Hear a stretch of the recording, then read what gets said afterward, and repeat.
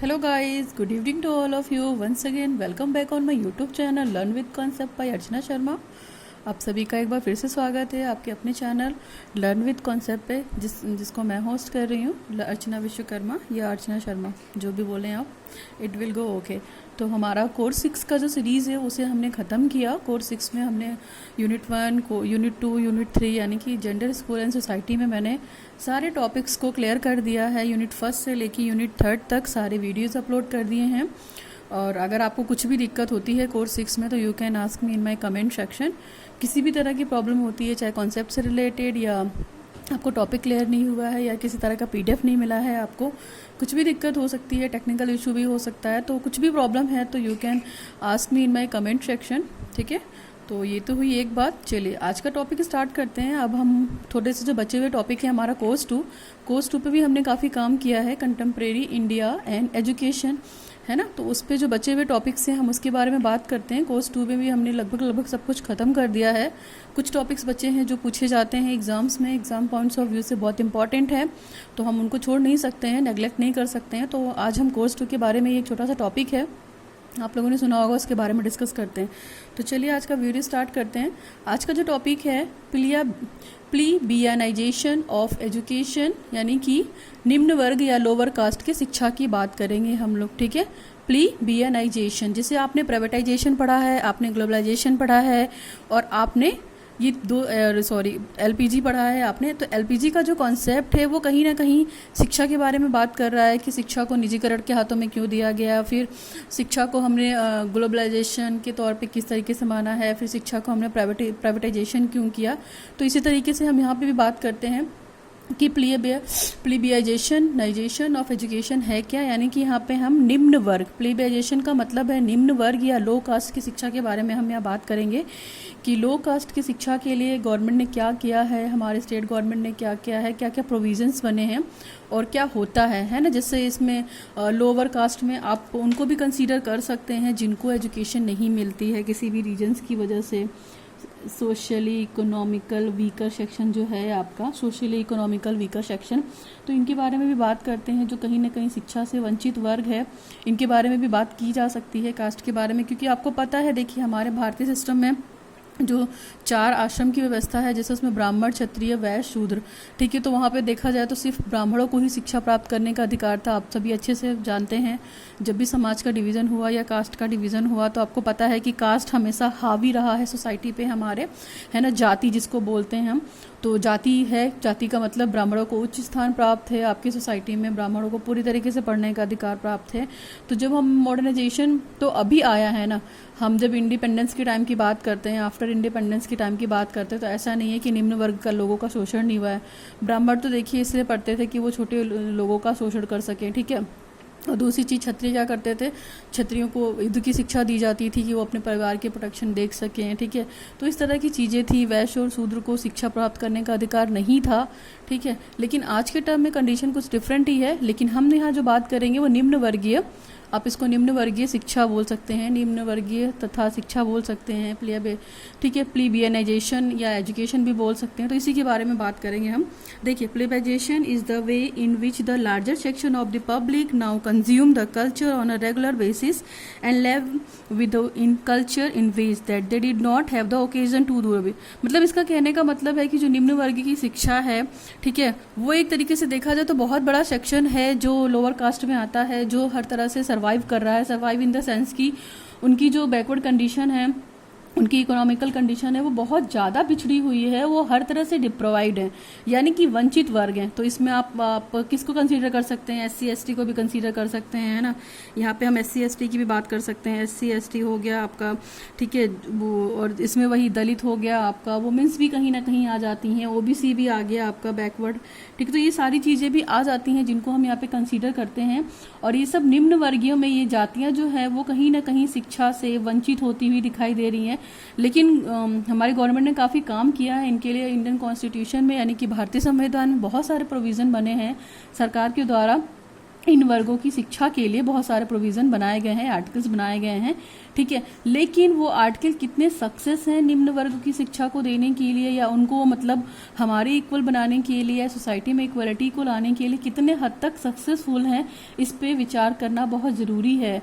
इसलिए ज़रूरी है क्योंकि देखिए जनरल कास्ट के साथ क्या होता है कि जनरल कास्ट के लिए तो शिक्षा है, ठीक है, वो उनकी फैमिली कंडीशन अच्छी होती है, फैमिली बैकग्राउंड अच्छा होता है, तो वो कहीं ना कहीं शिक्षा को प्राप्त कर ही लेते हैं। लेकिन जो ये लोअर कास्ट के लोग हैं, इनके लिए शिक्षा एक बहुत बड़ा स्ट्रगल बोल सकते हैं आप, बहुत बड़ा संघर्ष बोल सकते हैं, तो इनको हम जनरलाइज नहीं कर सकते हैं कहीं ना कहीं। तो हम इसी के बारे में थोड़ा सा बात करेंगे, ठीक। और आपको पता है कि हर बंदा अलग अलग है, और सोसाइटी में भी जो ये सिस्टम है आपका ना, कास्ट सिस्टम बहुत बुरा है। आप चाहे तो देख सकते हैं ब्राह्मण, ठीक है, फिर क्षत्रिय हो गया, वैश्य हो गया, शूद्र हो गया। तो जो ये हमारा कास्ट सिस्टम है, आपको पता है कि ब्राह्मण ही सब कुछ, मतलब वहाँ पे उनको शिक्षा मिलती थी, क्षत्रियों को भी शिक्षा दी जाती थी, लेकिन उनको युद्ध की ट्रेनिंग दी जाती थी। वैश्य और शूद्र को दूर रखा जाता था। तो वैश्य क्या करते थे वहाँ पे, देखा जाए तो व्यापार करते थे, और शूद्र क्या करते थे वहाँ पे, वैश्य की अगर हम बात करते हैं तो ये बिजनेस करते थे, ठीक है, ये भी पता है आपको, ठीक। इसके बाद शूद्र क्या करते थे, सर्विस करते थे। तो देखा जाए कहीं ना कहीं ये इन सब चीज़ों को बिल्कुल इन लोगों ने दरकिनार कर दिया। चलिए इसी के बारे में बात करते हैं। That is the next point है, that's a crucial part of the post modernization which undergoes the ambiguity. यानी कि जो शिक्षा है हमारी, यानी कि अगर हम मॉडर्नाइजेशन की बात करते हैं, मॉडर्नाइजेशन के बाद की बात करते हैं, तो बहुत सारे प्रोविजंस बने हैं जिन्होंने निम्न वर्ग की शिक्षा के बारे में बात की है। फिर one can not object the democratisation of the culture, but one must object to other the features of it. देखिए हर कोई जो हमें डेमोक्रेटिक कंट्री है, आपको पता है कि डेमोक्रेटिक है, रिपब्लिक कंट्री है इंडिया, सबको बोलने का अधिकार है, सबको समानता का अधिकार प्राप्त है, सबको शिक्षा का भी अधिकार प्राप्त है। इन सब के होने के बावजूद भी कहीं ना कहीं, और दूसरी चीज़ देखा जाए तो हमारे कल्चर में भी कहीं ना कहीं डिफरेंसेस हैं। हम इस बेसिस पे भी लोगों को डिप्राइव कर देते हैं, वंचित कर देते हैं, उनको ख़त्म कर देते हैं। तो ये सारे फीचर्स हैं। Those mixed feelings have to be the preserve in any analysis of post modern. देखिए बहुत सारे पोस्ट मॉडर्न, अगर हम भारत के आधुनिकरण की बात करते हैं, उसके बाद की बात करते हैं, तो निम्न वर्ग की शिक्षा के लिए जो गवर्नमेंट काम कर रही है, जो प्रोविज़न बने हैं, तो कहीं ना कहीं एजुकेशन, शिक्षा का ये दायित्व जो है, उस शिक्षा का जो उत्तरदायित्व है स्टेट गवर्नमेंट का भी है। तो स्टेट गवर्नमेंट को भी इस पे काफ़ी काम करना चाहिए, स्पेशली, ठीक है। जैसे डायरेक्टिव एलिमेंट की हमने बात की थी, आपको याद होगा, डायरेक्टिव एलिमेंट की बात की थी, फंडामेंटल राइट्स की बात की थी। तो ये सब भी क्या है, आपको बताते हैं कि आपके राइट्स क्या हैं, और आपके राइट्स का अगर कोई नुकसान कर रहा है, या कोई आपसे छीन रहा है, या उसको मतलब उसका टॉर्चर कर रहा है, तो आप इसके लिए बहुत सारी चीज़ें क्या कर सकते हैं, कोर्ट में जाकर पेश कर सकते हैं, FIR दर्ज कर सकते हैं। इस तरह की चीज़ें भी हैं शिक्षा को, ठीक। नेक्स्ट है हमारा, it is really only a class culture is the order sense when one is looking at it is from the outside, from the perspective of the non west. देखिए यहाँ पे सीधा से कहने का मतलब है कि जो हमारा कल्चर है, कल्चर इन द सेंस कि हमारी जो संस्कृति है, संस्कृति जिससे ब्राह्मणों की जो संस्कृति है, पूजा पाठ करना, ठीक है, मंदिर में जाना, इस तरह की चीज़ें करना, तो यानी कि हर हिंदू का। और सबसे बड़ी बात है कास्ट। अगर जब हम पैदा होते हैं ना, तभी हमारी कास्ट डिसाइड हो जाती है। आपको पता है हम अपने कास्ट को चेंज नहीं कर सकते हैं ना, हम जिस कास्ट में पैदा हुए हैं हम वही कहलाएंगे। यानी कि अगर हम हिंदू धर्म में पैदा हुए हैं तो हम हिंदू यानी ब्राह्मण ही कहलाएंगे, ठीक है। क्षत्रिय में धर्म में पैदा हुए हैं तो हम क्षत्रिय कहलाएंगे, वैश्य में पैदा हुए हैं तो हम वैश्य कहलाएंगे, और शूद्र में पैदा हुए हैं तो हम शूद्र कहलाएंगे। तो ये है निम्न वर्ग। लेकिन क्या कहीं इस बात में सच्चाई नजर आती है आपको कि ब्राह्मणों ने शूद्रों को शिक्षा नहीं लेने दी, या जो कास्ट का डिस्क्रिमिनेशन रहा है वैदिक पीरियड से बौद्ध पीरियड में लेकर, चाहे ब्रिटिश पीरियड की बात की जाए, तो ब्रिटिश पीरियड में आफ्टर इंडिपेंडेंस मतलब थोड़ी थोड़ी चीज़ें कम हुई थी।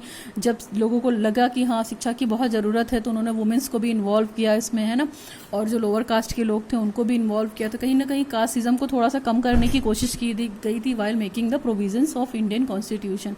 तो इस चीज़ को भी हम एक साथ मिलकर बात कर रहे थे कि कैसे इन लोगों को कंजर्व किया जाए, अपने कल्चर को कैसे लोगों तक पहुंचाया जाए। क्योंकि देखिए हर किसी का कल्चर अलग अलग है और हर किसी का धर्म भी अलग है ना। अगर हम बात करते हैं डिवीज़न की, तो मोटा मोटा आप देख सकते हैं हमारा जो डिवीज़न है, कास्ट डिवीज़न भी हो गया सबसे पहले, तो देखिए कास्ट डिवीज़न हो गया। इसके बाद हमारा रिलीजन भी तो डिफरेंट है ना। हम हर हिंदू, मुस्लिम, सिख, कई इतने सारे रिलीजन हैं।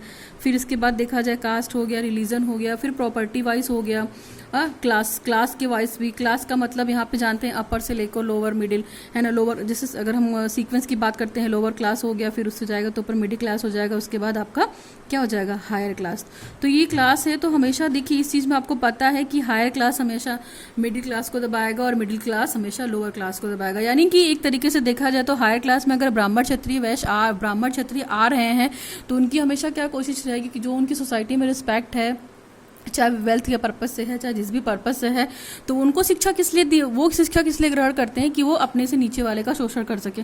देखिए मिडिल क्लास फैमिली का क्या हाल है, मिडिल क्लास फैमिली का ये हाल है कि वो कहीं ना कहीं से खींच खाच के मतलब किसी भी तरीके से अपने आप को अरेंज करके अपने बच्चों को एजुकेशन दे रहे हैं और अपना खाना पीना चला रहे हैं, ठीक है। लेकिन लोअर कास्ट यहाँ पे सबसे ज़्यादा सर्वाइव करता है, ठीक है, जिसको हम बोलते हैं प्लीबलाइजेशन, है ना, प्लीबियनाइजेशन, ठीक। यानी कि निम्न वर्ग की शिक्षा की अगर हम बात करते हैं तो ये लोअर कास्ट है और यही सबसे ज़्यादा सफ़र करता है, ठीक। हम हायर कल्चर वाले क्या करते हैं कि इन लोगों को बिल्कुल सोसाइटी से भगा देते हैं, बिल्कुल अपने कल्चरल प्रोग्राम में उनको पार्टिसिपेट नहीं कराते हैं, अपनी सोसाइटी में पार्टिसिपेट नहीं कराते हैं। जबकि हमारी सोसाइटी में इतनी मॉडर्नाइजेशन है, लोग बहुत मॉडर्न बनते हैं कि हाँ हम तो बहुत मॉडर्न हो गए हैं, हम कास्ट सिस्टम को नहीं मानते हैं, कास्टिज्म को नहीं मानते हैं, यानी कि हिंदू मुस्लिम, है ना, हिंदू धर्म, मुस्लिम धर्म, ईसाई धर्म, सिख धर्म, हम सब इन सबको नहीं मानते हैं। हम एक साथ मिलकर बैठकर खाना खा रहे हैं और एक दूसरे के कल्चर को रिस्पेक्ट दे रहे हैं, एक दूसरे के कल्चर की अच्छी बातों को भी ग्रहण कर रहे हैं कहीं ना कहीं। लेकिन उसके बावजूद भी बहुत सारी चीज़ें ऐसी हैं हमारे सोसाइटी में कि हम लोअर कास्ट को कंसीडर नहीं कर रहे हैं, ठीक है। इसमें हमारी गवर्नमेंट ने प्रोविज़न बना तो ज़रूर दिए हैं, लेकिन उस हद तक सक्सेस नहीं मिली है कि हम निम्न वर्ग को भी पूरी तरीके से शिक्षित कर पाएँ। आप ये सोचिए कि रूरल एरिया की जो गर्ल्स होती हैं, रूरल एरिया की जो वुमेन्स होती हैं और मेल बंदे जो होते हैं, वो केवल कहीं ना कहीं अपनी फैमिली को चलाने के लिए कहीं ना कहीं मजदूरी करते हैं या कुछ लेबर टाइप की चीज़ें करते हैं जिनसे उनका खाना चलता है। तो शिक्षा के बारे में तो गवर्नमेंट ने बहुत कुछ किए हैं, लेकिन वो चीज़ें उन तक इम्प्लीमेंट होकर पहुँच नहीं पाई हैं, ठीक। तो एक तो ये बात हुई। दूसरा है हमारा It is essential a North American culture which is exported and implemented by the way of media technology and so forth। देखिए हम तो ये जानते हैं कि और ये बहुत ज़रूरी हो गया है कि हमने अमेरिका के कल्चर को अडॉप्ट तो कर लिया है। अमेरिका के कल्चर को अडॉप्ट करने से मतलब आपकी यहाँ पे जो बात हो रही है वो टेक्नोलॉजी से रिलेटेड बात हो रही है। टेक्नोलॉजी, आपको पता है कि ग्लोबलाइजेशन आ गया, ये हो गया ग्लोबलाइजेशन, ठीक है। तो ग्लोबलाइजेशन की बात करते हैं हम, मॉडर्नाइजेशन की बात करते हैं कहीं ना कहीं। तो ये सारी चीज़ें होने के बावजूद भी हम कहीं ना कहीं इन बंदों को, इन लोअर कास्ट को इस तरीके से डिप्राइव कर रहे हैं अपनी सोसाइटी से जैसे इनका कोई अस्तित्व नहीं है। मीडिया भी इसी बात को दिखाती है, जो बहुत फेमस हो गया है पढ़ लिख कर। लेकिन अगर हम कंसीडर करते हैं आज की डेट में, तो आज की डेट में अगर देखा जाए तो गुरुकुल सिस्टम है। जैसे गुरुकुल सिस्टम वैदिक टाइम में था, तो आपको पता है गुरुकुल में कौन पढ़ता था, केवल ब्राह्मण और उनके बच्चे पढ़ते थे, यानी कि गुरु और शिष्य। वहाँ पे शूद्रों को आना जाना मना था, वैश्यों का आना जाना मना था। तो ये सारी चीज़ें तो, वैश्य तो देखिए बिजनेस पर्पज से रहते थे तो वो चले भी जाते थे, लेकिन शूद्र को तो बिल्कुल नीची नज़रों से देखा जाता था। अगर कहीं दिख भी गए तो उनको ऐसे सोसाइटी से डांट के भगाया जाता है कि पूछिए नहीं। आप अब सपोज कीजिए जिन्होंने हमारा इंडियन कॉन्स्टिट्यूशन लिखा है, हमारा भारतीय संविधान, ठीक है, डॉक्टर भीमराव अम्बेडकर, वो भी तो ऐसे ही कास्ट के थे, तो वो भी कहीं ना कहीं एक भुक्तभोगी थे कि उनको भी जाति की वजह से बहुत सारी चीज़ें सफ़र करनी पड़ी। लेकिन उन्होंने बहुत बड़ा काम किया और जिनको आज हम बहुत रिस्पेक्ट देते हैं, जिनकी हम आज पूजा करते हैं, जिनकी हम आज श्रद्धांजलि भी मनाते हैं ना, टाइम टू टाइम जो भी जैसे भी उनका पड़ता है, ठीक। तो ये सारी चीज़ें हैं। तो हमने यहाँ पे कास्टिज्म को ख़त्म किया कहीं ना कहीं। वो इतना नीची जाति के थे तो वो जानते थे कि नीची जाति का दर्द क्या है, दुख क्या है, तो उन्होंने ही इन सब चीज़ों पे इतना स्टडी भी किया। सपोज कीजिए अगर उस समय शिक्षा उनको नहीं मिली होती तो क्या इस पे वो काम कर पाते, नहीं कर पाते। तो देखिए ये तो कंट्रोवर्शियल मैटर है कि ब्राह्मणों ने उस वक्त शूद्रों को शिक्षा लेने दी या नहीं लेने दी, ये तो मैटर करता है। लेकिन अगर नहीं लेने दी होती तो आज की डेट में अगर हम गुरुकुल की सच्चाई आपको बताएं, ठीक है, जैसे अगर हम गुरुकुल की सच्चाई बताते हैं तो गुरुकुल की सच्चाई देखिए ये है। आज की डेट में गुरुकुल का जो सिस्टम है, गुरुकुल में करंट टाइम में आपको बता दूं मैं 72% जो स्टूडेंट है ना गुरुकुल में, आपके 72% स्टूडेंट्स जो गुरुकुल में हैं वो किस में हैं, शूद्र हैं, सॉरी शूद्र और वैश्य वाले आते हैं, समझे आप।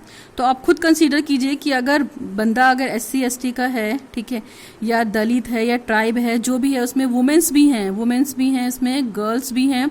आपको दिख रहा होगा तो समझ में आ रहा होगा, ठीक है। वुमेन्स की भी बात हमने की है, गर्ल्स की भी बात की है। तो आप खुद सोचिए कि गुरुकुल के 100% में 72% जो बच्चे हैं, 72% जो हमारे स्टूडेंट हैं वो कहाँ किस जाति के हैं, शूद्र वैश्य, ठीक।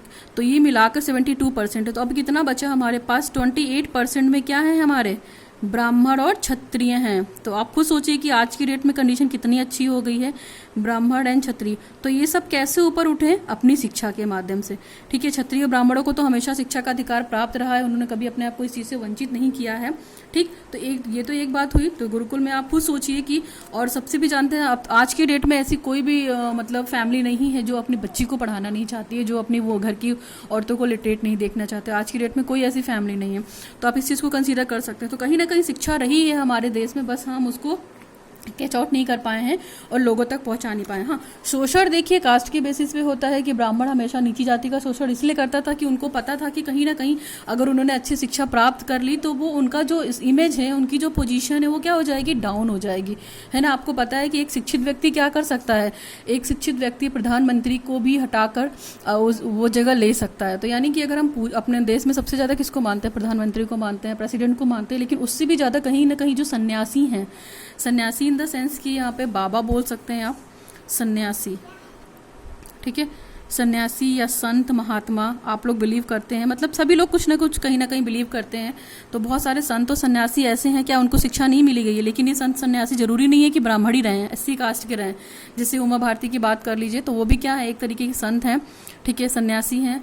ठीक, और दूसरी बात, अभी ये बहुत सारे मतलब ऐसे सन्यासी हैं जिनकी आप लोग बातें सुनते हैं। तो ये लोग कैसे करके आए? इन लोगों को भी कहीं ना कहीं शिक्षा या एजुकेशन मिली ना, लेकिन इनकी जाति क्या थी? इनकी जाति निम्न वर्ग थी, यानी कि ये लोअर कास्ट के थे और इन्होंने भी शिक्षा प्राप्त की। तो सन्यासी बनना कोई बहुत ईजी टास्क नहीं है।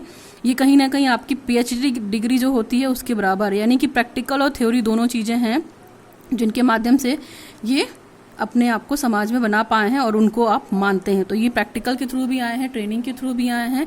सन्यासी बनना अपने आप में एक बहुत बड़ा टास्क है, तो हम इस चीज़ को भी ख़त्म नहीं कर सकते कहीं ना कहीं, है ना।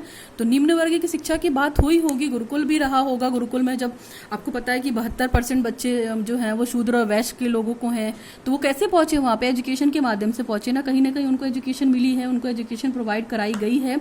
तो इस चीज़ को हम ख़त्म नहीं कर सकते हैं कि निम्न वर्ग के लोगों को शिक्षा नहीं दी गई है। बहुत सारे कंट्रोवर्शियल पॉइंट है, तो हमारा पॉइंट ये नहीं था, ठीक, लेकिन मैंने डिटेल बता दिया आपको।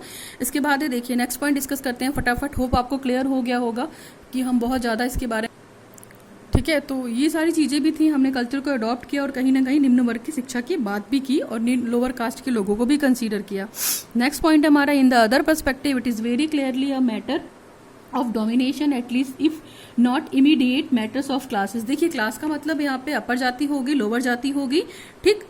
तो अगर कास्ट की बात करते हैं हम यहाँ पे, तो हमारा जो क्लास है, मान लीजिए हमारे 3 क्लास हैं तो 3 क्लास में सबसे हायर क्लास जो रहेगा, जो ज़्यादा पढ़े लिखे होंगे, जो ज़्यादा लिटरेट होंगे और उनकी अच्छी इनकम होगी, उनकी एक अच्छी अर्निंग होगी, तो वो उसी की बेसिस पे उनकी क्लास डिसाइड की जाएगी। जिसके पास अच्छी क्लास होगी, उसके पास अच्छी पावर होगी, उसके पास अच्छा एजुकेशन सिस्टम होगा और उसके पास अच्छी अर्निंग होगी। तो ये है नेक्स्ट हमारा, but from the inside the domination, वही लोग डोमिनेट कर पाएंगे सोसाइटी में जिनकी प्रॉपर वे में शिक्षा अच्छी होगी, ठीक है।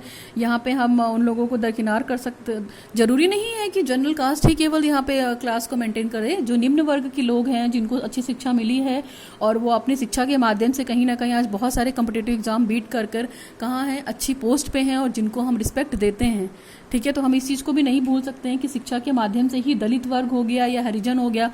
जैसे गांधी जी ने क्या बात की थी, गांधी जी ने भी हरिजन लोगों के लिए अपलिफ्ट मूवमेंट चलाया था, ठीक है। तो अपलिफ्ट मूवमेंट जो चलाया था उन्होंने इनकी एक क्या थी, पत्रिका भी थी, है ना, पत्रिका भी थी हरिजन मूवमेंट वाली। और इस पत्रिका को ये कहीं ना कहीं उसमें उसके बारे में बताते थे कि इन लोगों के लिए, हरिजन लोगों के लिए भी कैसे कैसे मूवमेंट हो सकते हैं, कैसे कैसे शिक्षा दी जा सकती है, इनको प्रोवाइड कराना भी ज़रूरी है। इनको हम नेग्लेक्ट नहीं कर सकते अपनी सोसाइटी का, क्योंकि हमारी सोसाइटी का एक पार्ट है, ओके। तो ये सारी चीज़ें थी मोटी मोटी। और वी डोंट, नेक्स्ट पॉइंट है हमारा, we do not have a dominant class setting the comparing doing it the anymore and it is being done more to them too। तो वही सारी चीज़ें हैं कि हम किसी को भी डोमिनेट नहीं कर सकते हैं। डोमिनेशन सोसाइटी का उसी का रहेगा जो बहुत अच्छे से लिटरेट है, जिसको सारी चीज़ें पता हैं और वो शिक्षा के माध्यम से आज अच्छी पोस्ट पे विराजमान है ना। आपको पता है कि भारत में हर तरह के लोग हैं, चाहे वो दलित की बात की जाए, ब्राह्मण की बात की जाए, क्षत्रिय के। देखिए ब्राह्मण क्षत्रिय वैश्य को मिलाकर, ब्राह्मण क्षत्रिय को मिलाकर हम लोग द्विज कहते थे। द्विज मैंने एक टर्म बताया था आपको कि द्विज किसको कहते थे, तो ब्राह्मण और क्षत्रियों को मिलाकर हम द्विज कहते थे। तो ये मोटा मोटा था और बहुत ज़्यादा नहीं था। आपको निम्न वर्ग की शिक्षा के बारे में बात की थी तो मैंने वो बता दिया, एक बात थी, ठीक है। दूसरी बात ये होगी जैसे ब्राह्मण और क्षत्रिय, तो इनको मिला के हम द्विज बोलते थे। तो पुराने टाइम में द्विज, पुराने टाइम में इन्हीं को शिक्षा का अधिकार प्राप्त था, है ना, एजुकेशन का अधिकार इन्हीं को प्राप्त था, ये अपने अलावा किसी और को शिक्षा देने नहीं देते। लेकिन अगर हम करंट की टाइम की बात करते, जैसे नेक्स्ट पॉइंट है हमारा, one can not think of it term, ठीक है, हमारी कोई विचारधारा नहीं है, हमारा कोई कंट्रोल नहीं है, लेकिन पुराने कस्टम्स को चेंज करके हम यहाँ पे नए लाए हैं। और देखिए, अगर हमारी शिक्षा पहले के टाइम में अच्छी नहीं थी तो आज के टाइम में बहुत अच्छी है आफ्टर इंडिपेंडेंस, ठीक है, या पोस्ट मॉडर्नाइजेशन भी बोल सकते हैं। तो certain oppositional to the critical culture, ठीक है, कल्चर के माध्यम से भी हम किसी को भी इमर्ज कर सकते हैं, अपना एक सोसाइटी में स्टैंडर्ड बना सकते हैं, while taking the respectful individual है। एजुकेशन के माध्यम से चीज़ों को, इकोनॉमिकली वीकर सेक्शन जो हमारे हैं उनको हम ख़त्म कर सकते हैं। तो ये गरीब व्यक्ति भी क्या है, अगर अच्छी शिक्षा उसको मिल जाती है तो कहीं ना कहीं क्या करेगा, अपने आपकी क्लास को क्या करेगा, क्लास में वो अपलिफ्ट करेगा। यानी कि अगर एक लोअर कास्ट का, समझ लीजिए अगर लोअर कास्ट का स्टूडेंट है, उसको शिक्षा मिल गई और वो आईएएस बन गया, तो क्या हुआ, उसकी जो क्लास है वो क्या हो गई, अपर हो गई, ठीक है, ठीक है, वो अपर क्लास में चला गया। पहले क्या था, लोअर क्लास में था, लेकिन एजुकेशन के माध्यम से वो कहाँ चला गया, वो अपर क्लास में चला गया, तो लोग उसको रिस्पेक्ट देंगे ना, ठीक है। तो ये है हमारा, क्लास की भी बात कर सकते हैं, उसका कास्ट तो सेम रहेगा कि वो एससी कास्ट में पैदा हुआ है, ठीक है, वो एससी कास्ट में पैदा हुआ है या एसटी में पैदा हुआ है, लेकिन उसको शिक्षा मिली, निम्न वर्ग को शिक्षा मिली, तो वो आईएएस बन गया, ठीक है, आईएएस क्यों बन गया, आईपीएस बन गया, कोई भी एक अच्छी जॉब है ना, डॉक्टर या इंजीनियर बन गया, तो कहीं ना कहीं उसने अपने क्लास को लोअर क्लास से कहाँ पहुंचा दिया, हायर क्लास में पहुंचा दिया। तो शिक्षा के माध्यम से अपलिफ्टिंग हुई और ये सारी चीज़ें हुई, तो हम कहीं ना कहीं इस चीज़ को डिमोटिवेट नहीं कर सकते हैं। तो ये निम्न वर्ग की शिक्षा थी जिसको हमने बोला प्लीबियनाइजेशन ऑफ एजुकेशन। तो ये मोटा मोटा था, आपको कोई दिक्कत नहीं होनी चाहिए इस टॉपिक में, मैंने बहुत सारी जनरल चीज़ें बता दी हैं, और जो पॉइंट्स लिखे हुए हैं उनको आप देख लीजिएगा, कंसीडर कर लीजिएगा, और कोई दिक्कत नहीं होगी इनको पढ़ने में, ठीक है। और प्रोविज़न के तौर पे अगर हम बात करते हैं तो प्रोविज़न जो हमारे लोअर निम्न वर्ग की शिक्षा के लिए बना है, वो देखिए बहुत सारे प्रोविज़न है हमारे एससी एसटी के लिए हैं, ठीक। तो उसमें अगर हम बात करते हैं तो एसएसए हो गया हमारा, ठीक, एसएसए हो गया हमारा, सर्व शिक्षा अभियान हो गया, आरटी एक्ट भी जो हमारा है 2009, ये भी किसके लिए बात करता है, कहीं ना कहीं एजुकेशन फॉर ऑल की बात करता है हमारा, ठीक है, ओके।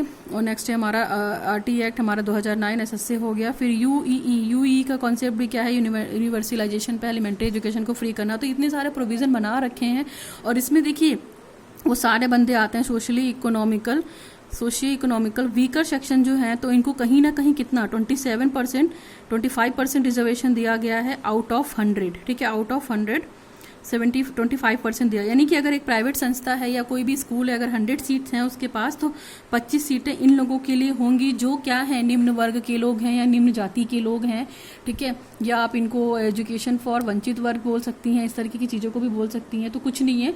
और अभी इन सब चीज़ों को प्रमोट करने के लिए देखिए मिड डे मील भी है, मिड डे मील को भी हम नहीं भूल सकते हैं कि मिड डे मील भी कहीं ना कहीं एक प्रोग्राम है गवर्नमेंट की, कहीं ना कहीं एक स्कीम है, तो इसको भी प्रमोट करते हैं।